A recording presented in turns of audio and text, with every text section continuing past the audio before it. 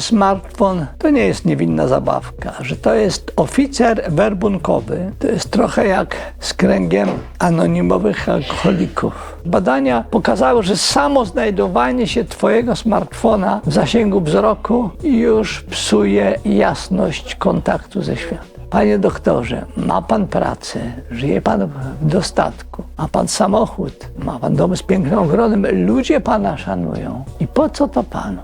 Zamiast nowego modelu smartfona wydać biesiadę dla tych, których lubimy.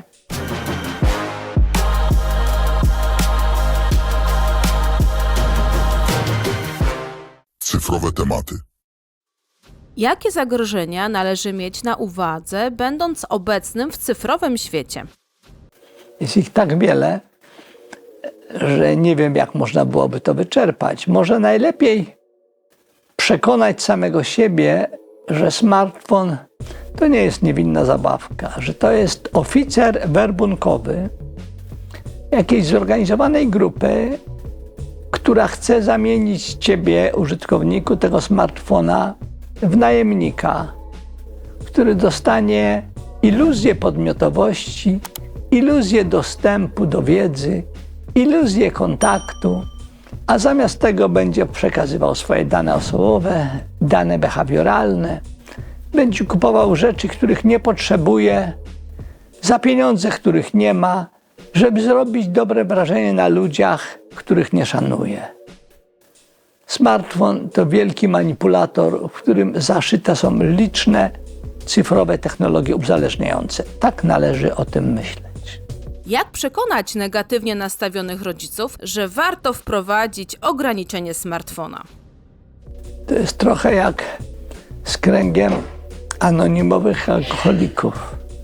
Żadne dziecko i chyba żaden dorosły nie wygra walki sam ze smartfonem, bo będąc przed sprzętem podłączonym do sieci, stajemy naprzeciw z jednej strony całego dziedzictwa ludzkiej kultury, ludzkiego dorobku, który to dorobek obejmuje różne paskudztwa, a z drugiej strony stoimy w obliczu planów biznesowych ludzi, którzy na tym zjedli zęby, którzy zatrudniają bardzo sprytnych innych ludzi, żeby nami manipulować. A więc jeśli chcemy sobie z tym poradzić, musimy, jak w przypadku anonimowych alkoholików, budować grupy wsparcia.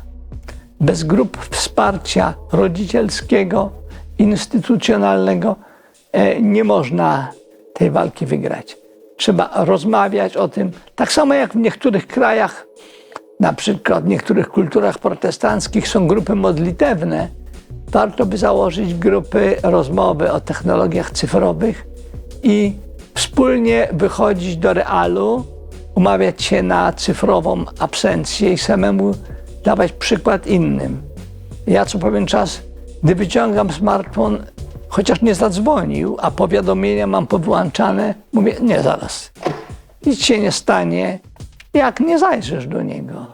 I ileś razy w ciągu dnia powstrzymuję się przed sprawdzeniem, próbując zmienić swoje nawyki. Gdy mam do napisania ważny tekst czy ważną rozmowę z kimś, to wyłączam komórkę albo ją wynoszę poza zasięg wzroku, ponieważ badania pokazały, że samo znajdowanie się twojego smartfona w zasięgu wzroku już psuje jasność kontaktu ze światem. Jak uczyć ludzi, żeby wybierali relacje zamiast smartfona? Obawiam się, że niektórzy mają mózgi tak już poszatkowane przez ciągłe bodźce informacji, które nie układają się w żadną wiedzę, w żadne narracje, że nie można już im wiele pomóc. Niektóre osoby mają płuca tak zniszczone przez nikotynę, inne organizm tak zniszczony przez alkohol, że można im tylko współczuć, ale jest wiele osób, które są do uratowania. Trzeba im pokazać smak realu, że może lepiej wspólnie w ciemnej sali kinowej obejrzeć film niż na streamie ten sam film w Netflixie, że gdy idziemy na spacer do parku, to komórki mamy wyciszone, i umówić się codziennie na kwadrans wspólnego milczenia, zastanowić się, czy ptaki nie mają nam coś więcej do powiedzenia niż goście wysyłający do nas jakieś głupkowate filmiki przez WhatsAppa. Czego dziś potrzebujemy jako społeczeństwo, żeby poradzić sobie z tym problemem? Podejrzewam, że nie ma niezawodnej odpowiedzi na takie pytanie. Bo tak na najgłębszym poziomie wszyscy potrzebują miłości. Chcą być szanowani przez innych. Chcemy robić coś, co z jednej strony będzie fascynujące, pasjonujące, a z drugiej strony przyniesie nam właśnie szacunek innych.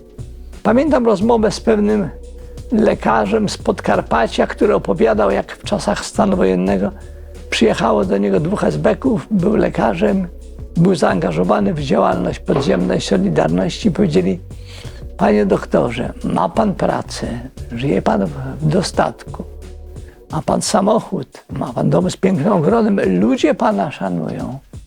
I po co to panu? Ale pan doktor, poza dostatkiem i szacunkiem innych ludzi, co jest jeszcze ważniejsze od dostatku w pewnym sensie, jeszcze ryzykował swój byt, swojej rodziny, żeby wspierać podziemną Solidarność. Najwyraźniej to było dla niego, dla jego psychiki ważne. Na szczęście ta psychika nie była zepsuta przez dzisiejsze technologie cyfrowe. Może trzeba wrócić do naszych przodków, do tych, którym zawdzięczamy wolność, tym, którym zawdzięczamy polskość i zastanowić się, czy w jakiejś drobnej mierze nie możemy okazać chociaż części ich dzielności. W zwalczeniu z pokusami ulegania jałowym zainteresowaniom, sprawdzania informacji na portalach, które mieszają prawdę z fałszem, które zanurzają nas w oceanie dezinformacji. Rezygnować z powierzchownych relacji z 200 ludzi i zadzwonić do dawno niewidzianej przyjaciółki, do przyjaciela i zrobić jakieś spotkanie koleżeńskie. Zamiast nowego modelu smartfona wydać biesiadę dla tych, których lubimy. Jakie ma pan przesłanie do rodziców i nauczycieli? Wszyscy możemy być zagubieni i pragnąć bliskości z innymi, ale wielu z nas nie potrafi wyciągnąć ręki. Spokojnie, uważnie, z czułością przyjrzyjcie się swoim bliskim. Czekajcie na moment, kiedy odwrócą oczy od smartfona i przytulą się do was. Wspieraj z nami młode pokolenie. Wybierz skuteczny program profilaktyczny dla twojej szkoły.